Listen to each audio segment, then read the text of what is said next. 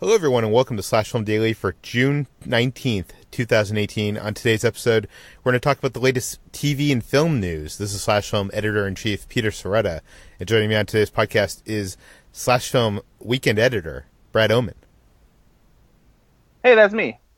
And Slash Film Senior Writer Ben Pearson. Hey, what's going on? Not much, but we got a lot of news on the docket for today because it seems like, when we're doing these water cooler Mondays, we have a backload from Monday. So let's get to it. Let's get to the story that first broke on Friday and evolved over the weekend, and that is about television personality Chris Hardwick. His ex-girlfriend came out and posted a long essay online, which has resulted in him potentially losing his gigs on AMC, and he won't be at Comic-Con this year. Brad, tell us about it. Yeah, so last week, Chris Hardwick's ex-girlfriend Chloe Dykstra posted a long essay on Medium.com alleging about a very emotionally and sexually abusive relationship that they were in for 3 years. There was quite some damning details to be told about how Chris Hardwick treated her. It goes well beyond simply being something like a bad relationship. This is, really dark stuff. And so... Yeah, it goes into some psychological abuse, some sexual abuse, and also some blacklisting. He had her blacklisted from jobs after their relationship dissolved. Yeah, exploded. Exactly. So very shortly after the story went viral online and word started getting around, Nerdist had already removed all references to Chris Hardwick from their site. He was the CEO of Nerdist. He founded the website, but he hasn't really been involved in operations at Nerdist for a couple years, and his contract with Legendary Digital Networks, which owns Nerdist now, expired back in December of 2017. So he's not involved there anymore, and hopefully Nerdist should be able to move forward despite the this taint that comes from his allegations. But on top of that, AMC also took actions on this. Chris Hardwick has a talk show on AMC called Talking with Chris Hardwick, where he just sits down and chats with various celebrities, kind of like his own late night network talk show. The second season was supposed to begin this past weekend, but it was pulled from the schedule with no plans to reschedule it for the time being. AMC's taking the time to assess the situation and figure out more about it. There's no decision on what's going to happen with Talking Dead, which is the Walking Dead after show that Chris Hardwick also hosts and produces on the network. But if this follows suit, I can't imagine he'll be back to host, and they might have to find somebody to replace him on that show. And then on top of that, NBC was also in the midst of figuring out what to do about their game show, The Wall, which Hardwick hosts and produces. It's already been renewed for a second season, but production isn't supposed to begin until September, so they have to figure out how they're going to approach that. Both AMC and NBC released statements saying they were going to, quote-unquote, assess the situation and figure out how to move on from there. Yeah, and Comic-Con, which is heating up next month, he's usually a moderator at most of the panels. It appears like he's going to be sitting at home for this Comic-Con. Yeah. In a statement from AMC about their shows, they also said that Chris Hardwick had stepped down from moderating panels for both AMC and BBC America, the latter being the Doctor Who panel, most likely since Hardwick was always a huge Doctor Who fan and frequently moderated the panels at the Comic-Con. Yeah, and it should be mentioned that Hardwick did release a statement a day later, basically denying any sexual abuse. It was a weird statement. It felt like it was written by a lawyer, where Chloe's statement, which all those claims I mentioned earlier were from Chloe's statement. We don't know those are true. Chloe's statement felt raw and honest, and his statement felt very, this was written by a lawyer, but also with weird asides of saying that she was unfaithful and some line about being a future father. I don't know. It just seemed weird. Yeah. Ben, any thoughts on this? No, not really. I mean, you guys, you probably all know how I feel about this. This is, it's good. I'm glad to see that these companies are actually taking action here. Just believe women, basically. That's all I have to say.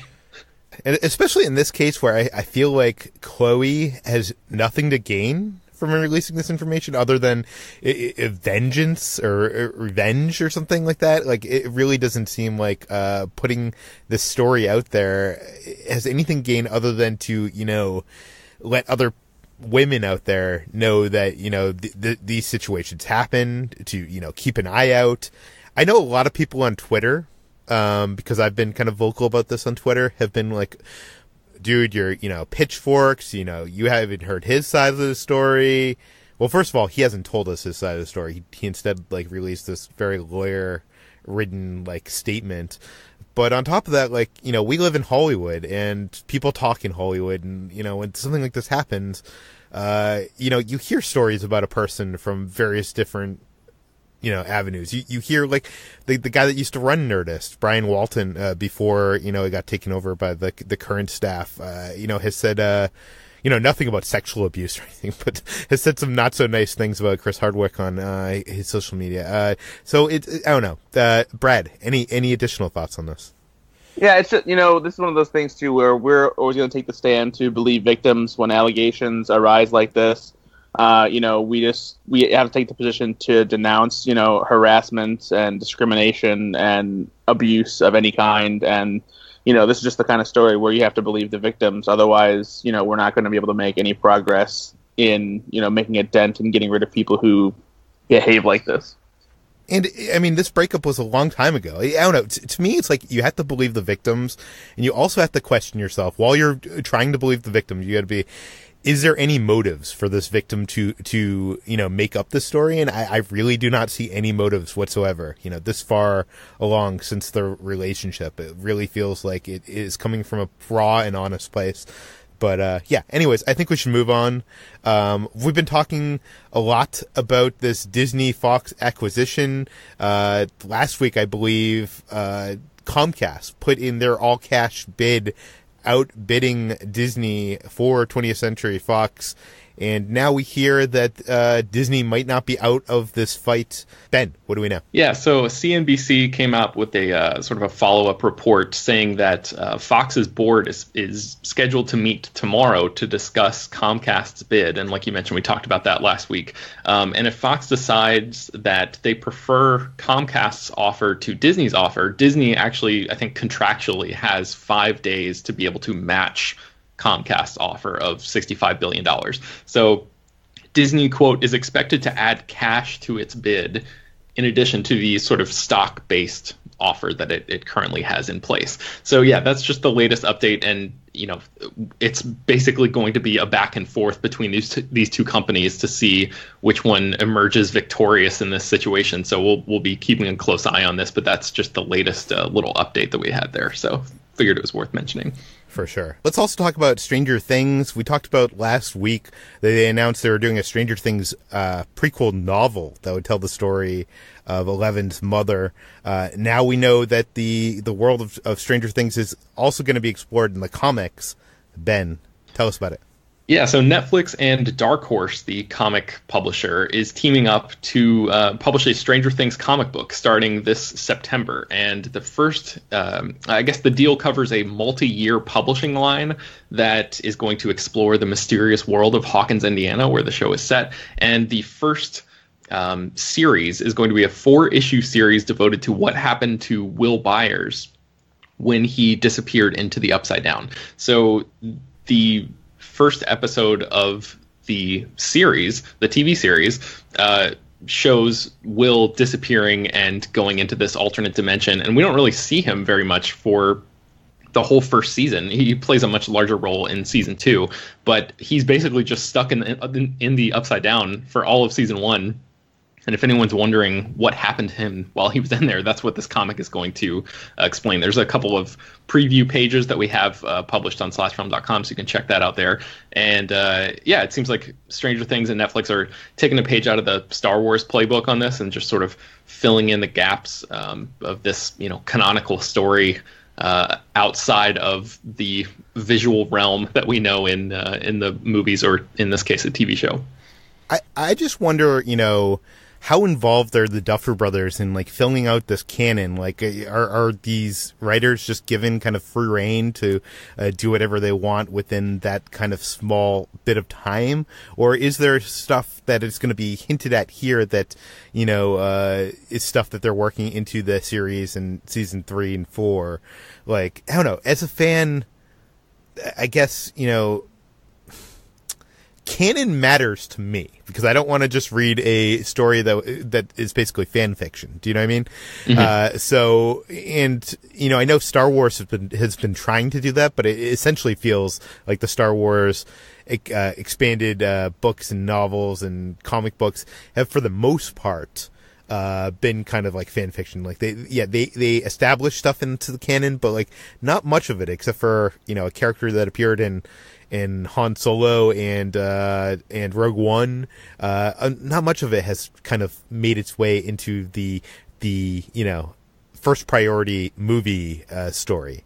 Brad, do you have any thoughts on this? No, I kind of feel the same way you do about these kinds of stories. You want them to connect to the material in a way that's canonical because it means it matters. Because if it's not, then otherwise, why are you even bothering to read it other than just like a cool what if scenario? And so, but at the same time, in this case, if a story was really that worth telling, why wouldn't you just put it in the series? Why wouldn't you make it part of the show? And so sometimes these, canon stories outside of the realm of a given universe feel like they're always kind of subpar and, just spinning their wheels and trying to keep fans busy while they're waiting for what really matters to come next. And that's not to say that there aren't cool stories out there. I think the Star Wars comic books, ever since, Disney took over Lucasfilm and Marvel took over those comics, have been fantastic. But, I think there's only so much you can do without doing something that, would need to have some kind of major impact or lead into something big on the actual, primary storyline, whether it's in a movie or a TV show. No, I agree. I just feel like I want it to be rewarding in some way. I want to be watching, Stranger Things season 3 or 4 and be like, oh my God, that tied in with that, or like, I have a greater sense of this upside down world because of the comic book and I kind of know where this might be heading, but I don't really. Do you know what I mean? Like, I feel like, Ben, do you have any hesitation of reading any expanded universe stuff that might or might not tie into canon? Yeah, a little bit, and it is like this is Netflix and Dark Horse teaming up to do this. So while there isn't an announcement here about like a Stranger Things story group, the equivalent of the people at Lucasfilm who keep all of those threads together, I do think that Netflix has some sort of influence over this, and these decisions, like you say, hopefully will maybe provide some greater insight into the world of the Upside Down or something like that. I don't know if we're going to get, because it's the story or the first 4 issues of this series are set so far in the past. I don't know if we're going to get any like story revelations per se, but I think the idea of being able to flesh out the world a little bit more and maybe see a little Easter egg kind of thing here and there where, like you're saying, you get that sense of being rewarded for reading some of this expanded universe material. I think there's definitely opportunities to do that here. So, it's one of those things where it's like so many more people will watch the show or watch the movie than will ever pick up this comic book or, frankly, even know that this comic book exists. So they can't do anything too drastic. That's the way of the game, but... Yeah, I'm not saying it needs to be something that, like, you'll be missing out if you didn't read this comic, but maybe something that enhances the show in some way.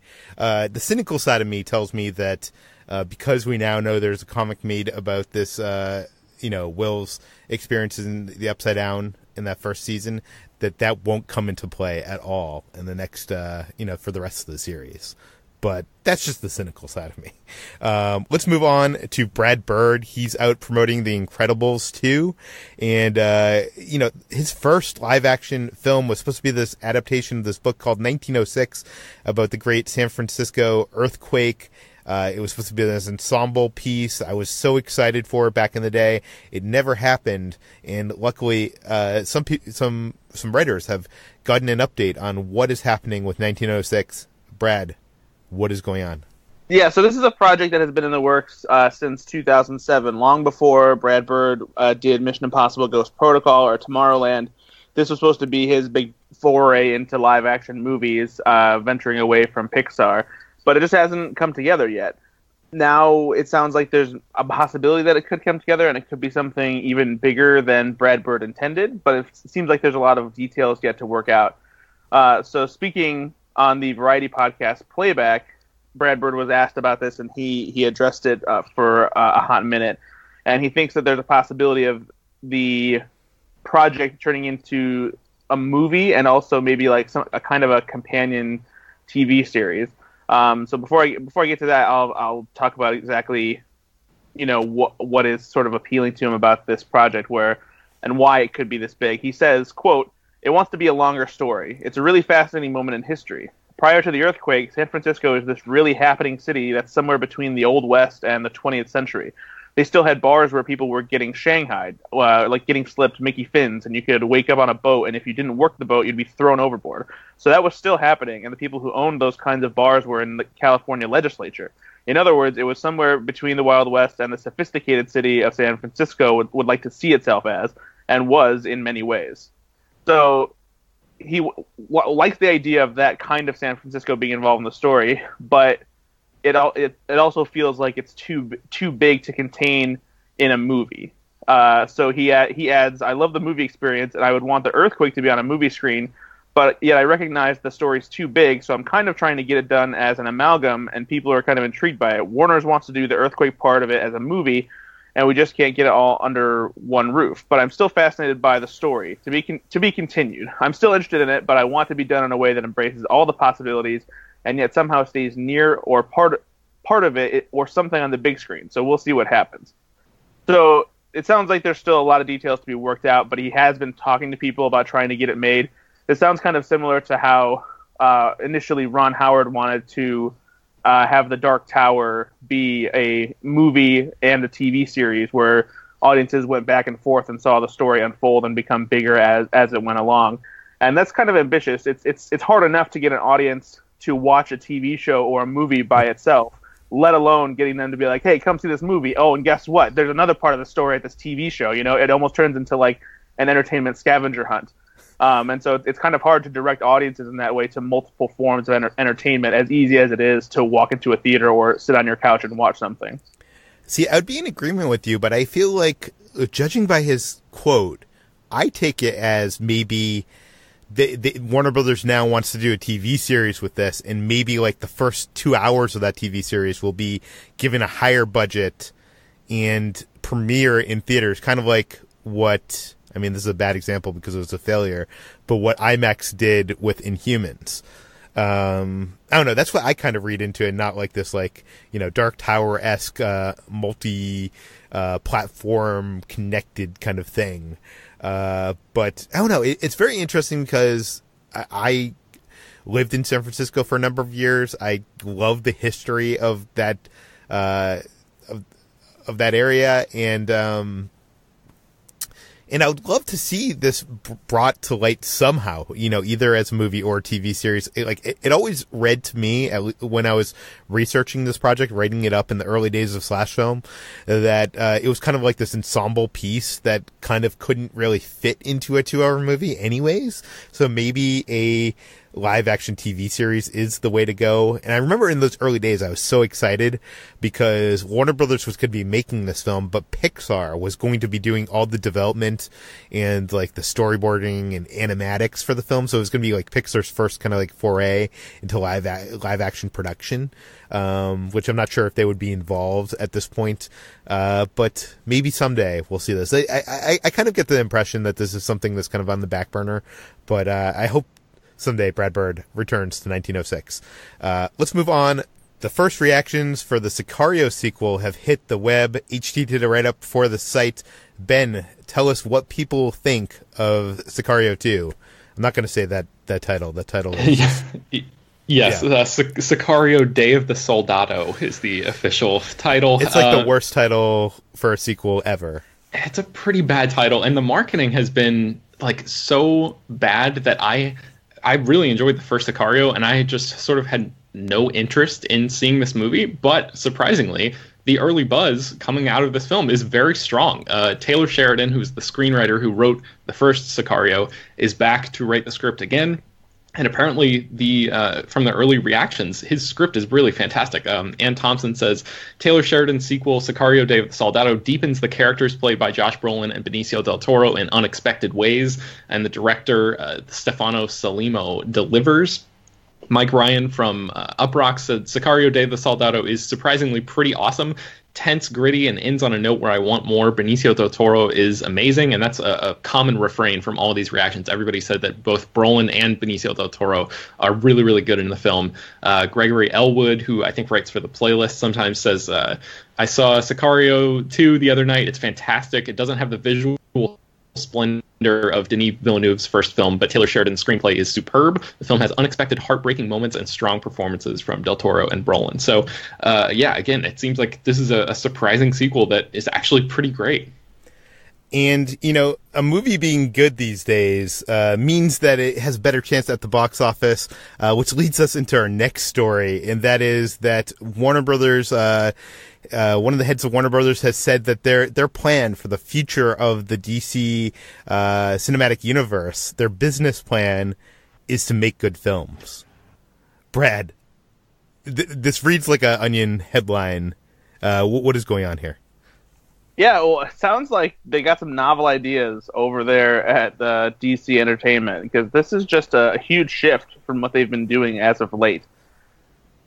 Toby Emmerich, who is the Warner Brothers film chairman, was recently talking about the status of the DC extended universe and what's to come with the arrival of Aquaman, and apparently they've figured out what they need to do in order to move forward in a more successful fashion, and he thinks that Aquaman is kind of the first step towards doing that. Here's exactly what Emmerich said. He said, quote, well, first of all, he said, somebody once said that the best business strategy in motion pictures is quality. And I think in a world of Rotten Tomatoes and social media, what's been proven the better movie, particularly in the superhero genre, the better it performs. You can't hide the bacon anymore. So...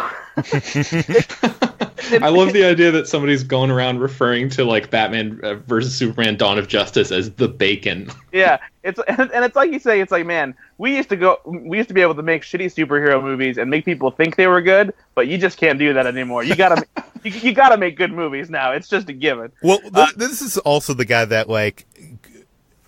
rose to prominence. He ran New Line, which produced a lot of horrible horror movies. They were just cranking him out at one point. Yeah, so he continues with more obvious things that everyone already knows by saying, I would say no matter what, the better the movie is, the more advantage it is. When you're talking about art, I believe that it's tough to judge art at the moment when it's presented to the world, but I would say there are movies that are right for their time, that an audience is ready for, that's in sync with the zeitgeist, and I think you need a movie whose quality is recognized at the moment of release so it's in touch with the culture of the moment. We're at a unique moment around the planet, and certain types of movies are working better than others at this moment of time. I do think Aquaman will sync up with the global culture zeitgeist of what's happening right now. So is he saying that Zack Snyder films and dark superhero films are just not, they're good, like those were good films, but they just weren't part of the zeitgeist of the moment?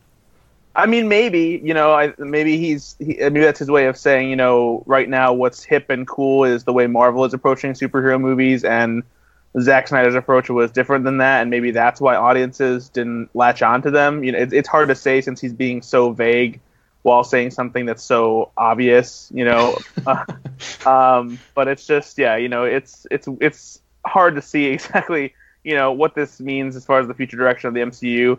Hopefully Aquaman has what it takes. The DCU. Yeah, sorry, the DCU. Hopefully Aquaman has what it takes to, help it get back on track, and then Wonder Woman 1984 will come along and keep the train moving. But we'll see. There's a lot of things that have yet to be determined. And Chris wrote this up for the site, but the original interview, it's funny because Emmerich goes on to say that he often runs ideas of what is going on by to his, I think, daughters, he said, and they usually have a pretty good idea of what's going to work and what doesn't. I'm just like, how are these companies being run? I don't know. It just is insane to me. That reminds me of Monster Trucks. I think that Paramount movie was like, the idea for that movie came from like the president of productions, like 5-year-old kid or some crazy story like that. Okay. We're talking about box office and how films do at the box office. We should talk about Incredibles 2, which came out this theater and smashed box office records, destroying probably my summer movie wager picks. Brad, tell us about it.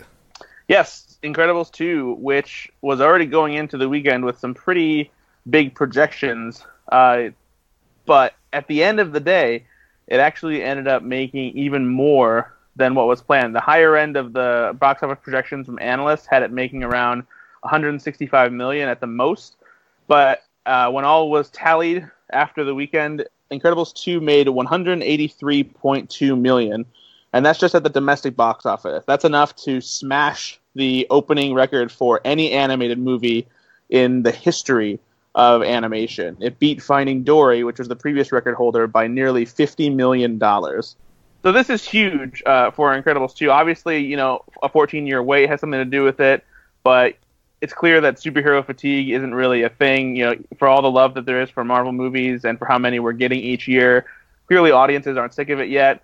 They're also not sick of Pixar churning out, movies like this. I think that this was kind of a unique situation where this was not only a beloved Pixar movie, but it's coming from a studio like Pixar who constantly creates fantastic movies that audiences are excited to see. And it's also, it hits that sweet spot of being something that is exciting for adults, but also fun for kids. And it's got this great mix of comedy and adventure and heart, and of course superheroes. So the fact that it made this much money isn't really surprising at all. The fact that it made maybe a little bit more money than we anticipated is pretty cool. And it just goes to show you, that some movies that that make excuses for not doing as well at the box office for whatever reason, this kind of movie proves that there really are no excuses when it comes to that kind of thing. Either you have a good movie that people like and are excited to see, or you don't. So you're saying the head of Warner Brothers is right. A good movie is the best business plan? Yeah, I think if people start making good movies, people are going to be excited to see them. I'm really mad because I put this at number 5 on my summer movie wager, and it is definitely going to be probably in the top 2 or 3. I would assume. I don't know. I just thought that kids would probably these days not have Incredibles on repeat on their, DVD players or Netflix. I felt like that wasn't one that stayed with kids, but maybe I was probably not looking at the right, demographic. Maybe it's the adults, that are taking their kids, that I should have been looking at. Ben, you did put this up high. What number 2? Yeah, I had it at number 2, but I mean, as everyone is saying, it all depends. Everything hinges on Jurassic World: Fallen Kingdom coming out this weekend. So we'll see. I'm riding high for the moment, Peter, but it could be a temporary wave. Okay, let's move on to Netflix. Will Ferrell has announced that he is making a Netflix movie. Ben, you wrote this up for the site. What do we know? Yeah, so Ferrell is going to co-write and star in a new film called Eurovision, which is about an internationally popular music competition show. I had never heard of this show before, but I guess that's because I'm an American and we don't really get access to the show, or at least not on the channels that I've ever seen. But Deadline says that the movie will, quote, revolve around the wildly popular and long-running international TV music competition, the Eurovision Song Contest. It's a contest that began in Switzerland in 1956 when 7 West European nations participated. This year, 43 countries competed for the prize, one in Lisbon by Netta performing the song Toy. And so that's the end of their quote. And the contest over the years has produced some pretty notable winners, including ABBA, who won in 1974, and Celine Dion, who won in 1988. And both of them obviously went on to, become successful musicians in their own rights after that. So we don't know whether Will Ferrell is going to be playing a person who's entered the competition or a judge. but he definitely has a history of singing in his film and TV work, going all the way back to Saturday Night Live and, the famous songs that that he's performed in movies like Step Brothers and Anchorman. So this seems like a good fit for him. It's kind of a cool thing for Netflix, too, who's always on the hunt for big A-list actors to, increase the value of their subscription service to users around the world. And the global aspect is particularly important here because Netflix essentially already has full market penetration in the U.S. Like everybody who is interested in Netflix in the United States pretty much already has a Netflix subscription. But the company is really sort of trying to broaden its reach on a more global scale, and getting a big Hollywood star to star in a movie that theoretically has international appeal because the show is popular overseas might be a good fit and a good way to sort of check a lot of boxes for Netflix. Brad, you are our resident comedy guy. What are your thoughts on this? I'm always down to see what Will Ferrell's up to. Sometimes he's hit or miss with his projects. It seems when he steers a little bit more towards family friendly, he loses some of his edge and doesn't quite have the freedom to deliver as good a comedy as I like to see from the likes of Step Brothers and Anchorman and whatnot. So, we'll see how this one goes. It's definitely an interesting premise. Will Ferrell also loves singing in almost every one of his movies, so any opportunity that gives him a chance to show off those sweet, sweet pipes of his, I'm all for it. I could definitely see him as a judge, or maybe the host of the competition, but that gets a chance to sing. Let's move on to the Transformers universe.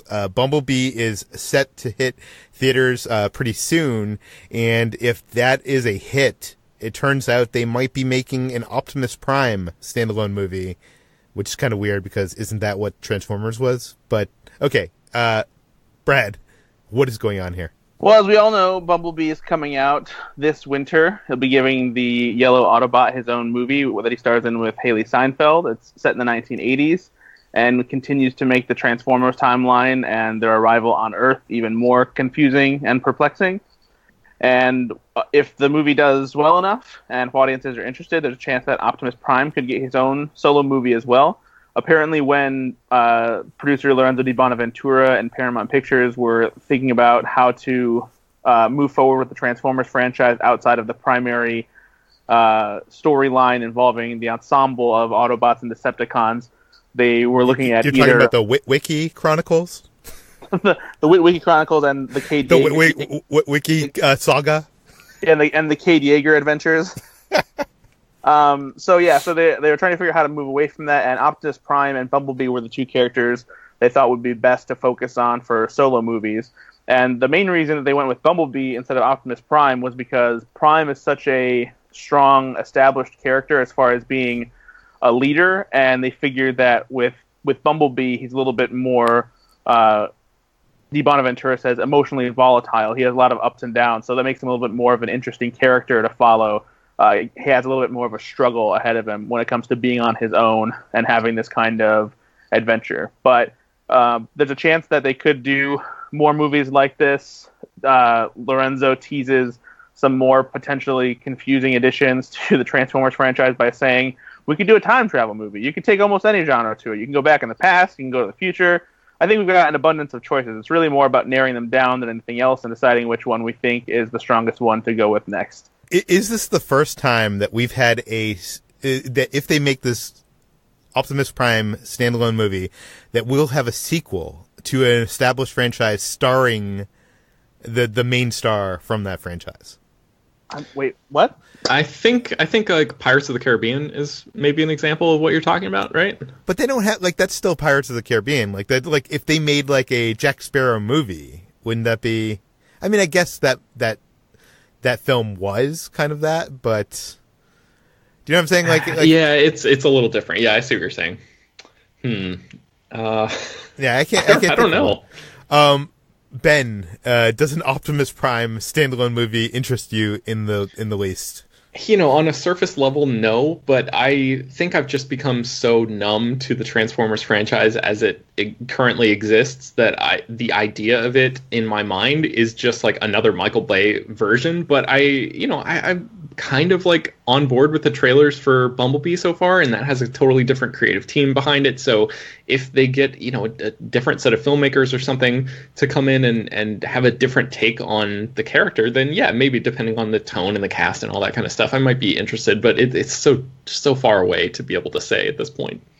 I just feel like the character of Bumblebee is so much more interesting than Optimus Prime, who's kind of like more of a leader and straight man. Like I just don't know what that adventure would be if it didn't involve other Transformers. And if it involves other Transformers, then it's just another Transformers movie. It's not an Optimus Prime standalone film. So I don't know. Let's move on to another major Star Wars character possibly returning for Star Wars Episode 9. If you don't want to know about this rumor, you can tune out now. You know, half of the rumors revolving around Star Wars, or I'd say even 80% of the rumors revolving around Star Wars don't end up being true anyways. And there is the possibility that this is going to be something that's going to be shown in most of the marketing as well. So it's probably not a spoiler, but on the other side of the coin, Last Jedi had a character from the previous Star Wars saga that we did not know about before going into that film, and it was a surprise. So if you want to tune out here, Ben, tell us about it. Yes, a Star Wars fan site called Fantha Tracks, who has published some legitimate scoops in the past. They are reporting a, quote, exclusive rumor, I love that phrase, that that Billy D. Williams is going to return to play Lando Calrissian in Star Wars Episode 9. So we don't know anything about how that character would actually be, you know, worked into the story. All of that is still under wraps at this point, but apparently they have two independent sources who have verified that information about Lando's return. So that's what they're going with right now. And this is one of those stories that sounds entirely plausible, but at the same time, it would not surprise me in the least if somebody just sort of made it up, because it sounds just like something that would or could happen. We know that Carrie Fisher obviously can't come back to reprise her role. Harrison Ford's Han Solo was killed off in The Force Awakens, and Luke Skywalker may or may not be back as like a Force ghost or something in Episode 9. So that means that Billy D. Williams would be one of the few cast members of the original trilogy that could conceivably come back and sort of bridge that gap, you know, between like the legacy cast and the newer cast of people like Daisy Ridley's Rey. So I don't know, this sounds plausible. Billy D. Williams is 81 years old right now, so he probably won't have too many more opportunities to appear as this character in live action again. So if it happens, it's probably going to happen in this movie, and that might be it. I think it you know, there's an opportunity for maybe Rey to pass the Millennium Falcon back to that character and maybe reunite Lando with what remains of L3 after they've spent so many years apart. That would be kind of a fitting ending for, and like a nice closed circle for that character. But yeah, what do you guys, I mean, I'm probably you guys are way bigger Star Wars fans than I am, so I'm sure you have some thoughts about this. What, Brad and Peter, what do you guys think about this?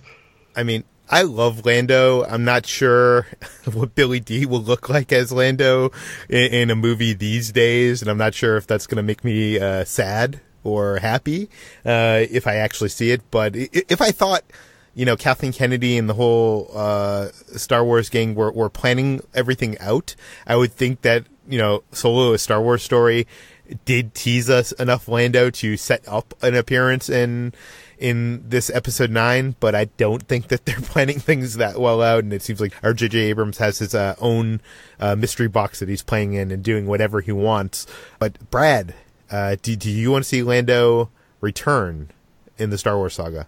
I honestly don't really know. I think the prospect of Lando coming back is cool, but Billy D. Williams definitely is older, and he doesn't quite look as capable, you know, or cool as Harrison Ford did in his later years. You know, even though Harrison Ford has aged quite a bit since his younger years as Han Solo, he still, you know, had this kind of, you know, rugged attitude and sort of capability to himself that showed that he could carry himself.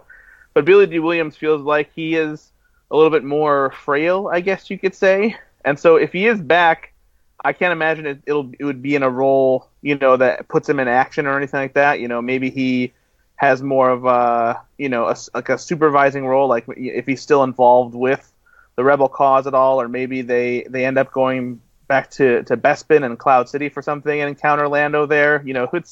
It's tough to say. I think it would be interesting. So bringing Lando back, I think, brings a little bit of the nostalgic touch that, fans still want to see in a Star Wars movie. And, I think it would probably be interesting to see him back, but I'm not necessarily excited for it. Yeah, it seems like the Resistance was left in a very vulnerable place at the end of Last Jedi, and it seems that someone like Lando Calrissian might have a position somewhere in this galaxy that could help them out. That's what I would think if he was going to be in this at all.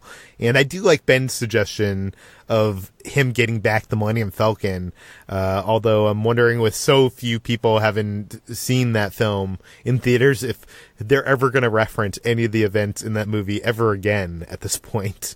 But well, even if they don't directly reference that, people have seen the original trilogy and know that the ship originally belonged to Lando, so it might even work on that level too. For sure. Okay, that brings us to the end of today's episode. Find all the stories we talked about today on slashfilm.com and linked in the show notes. This podcast, Slash Film Daily, is published every weekday on iTunes, Google Play, Overcast, Spotify, all the popular podcast apps. Please feel free to send us your feedback, questions, comments, concerns to peter@slashfilm.com. I thank you, everybody who wrote in and said that they like me talking about magic. Fuck you, haters. But, please leave your name and general geographic location in case we mention the email on the air. Please go review this podcast on iTunes. Tell your friends, spread the word, and we'll see you tomorrow.